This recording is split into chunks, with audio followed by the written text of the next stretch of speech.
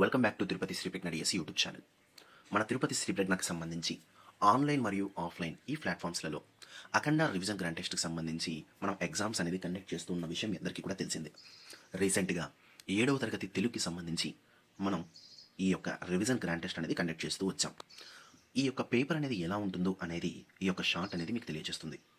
ఓవరాల్గా 160 క్వశ్చన్స్ ఉంటాయి ఒక పేపర్లో. అంటే ఈ పేపర్ కేవలం 160 క్వశ్చన్స్ మాత్రమే పరిమితం కాదు. దాదాపుగా మీకు మొత్తం టెక్స్ట్ బుక్ కవర్ చేసే విధంగా ఎన్నో 500కు పైగా క్వశ్చన్స్తో ఈ యొక్క పేపర్ అనేది ఉంటుంది. అదెలా సాధ్యం అంటే, ఒక పేపర్ కేవలం ఒక మోడల్కి సంబంధించిన క్వశ్చనే కాకోకుండా ఉన్నటువంటి వివిధ మోడల్స్ అంతా కూడా కవర్ చేస్తుంది. ఉదాహరణకి ఒక్కసారి మీరు 4వ క్వశ్చన్ చూస్తే, కలవకులను సదానందం రచనలు పురస్కారాలను జతపరచండి అని చెప్పి మీకు ఈ కింద 3 ఆప్షన్స్ అనేది 3 క్వశ్చన్లోనే 3 రకాల జతపరచండి లాంటి టైప్స్లో ఇవ్వడం జరిగింది. దీన్ని బట్టి మీకు ఏం తెలియాలి?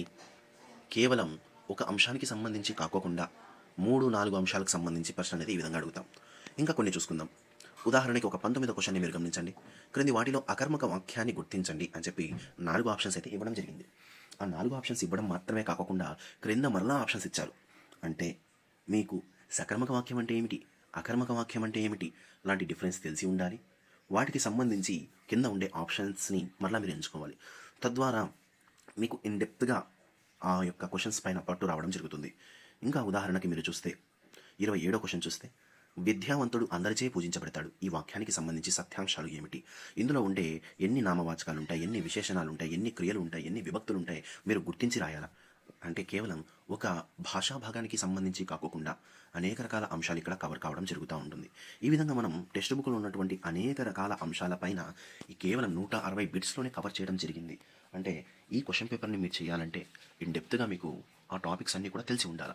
ఆ తర్వాత మనం చూసుకున్నట్టయితే ఈ 160 క్వశ్చన్లకి చాలామంది ఆన్లైన్లో ఆఫ్లైన్లో 155 కంటే పైన మార్క్స్ సాధించారు. అంటే పోటీ తీవ్రత ఎలా ఉందో మీకు ముందే తెలియాలి. మీరు కూడా ఈ పోటీలో నిలబడాలా అంటే వారితో పాటు వారికంటే ఎక్కువ చదవాల్సి వస్తుంది.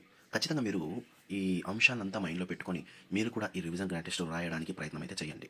7వ తరగతి టెక్స్ట్ బుక్ ఎందుకంత ఇంపార్టెంట్ అంటే, ఈ టెక్స్ట్ బుక్లో మీకు ఇంతవరకు వినటువంటి అనేక రకాల కవులు కవయిత్రులు అనేక రకాల మనుషులైతే ఇక్కడ వస్తారు. ఉదాహరణకి జెండామాన్ ఇస్మాయిల్ అని, ఈ విధంగా ఇంకా మీరు చూస్తే శతకాలకు సంబంధించి నగజా శతకం, ఆంధ్రపుత్ర శతకం, ఈ విధంగా అనేక రకాల కొత్త కొత్త విషయాలన్నీ వస్తాయి. కాబట్టి చాలా ఇంపార్టెంట్ అని చెప్పవచ్చు.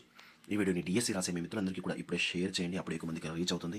ఇంకా మన ఛానల్ని సబ్స్క్రైబ్ చేసుకోవాలి. ఇప్పుడే సబ్స్క్రైబ్ చేసుకోండి. Thank you.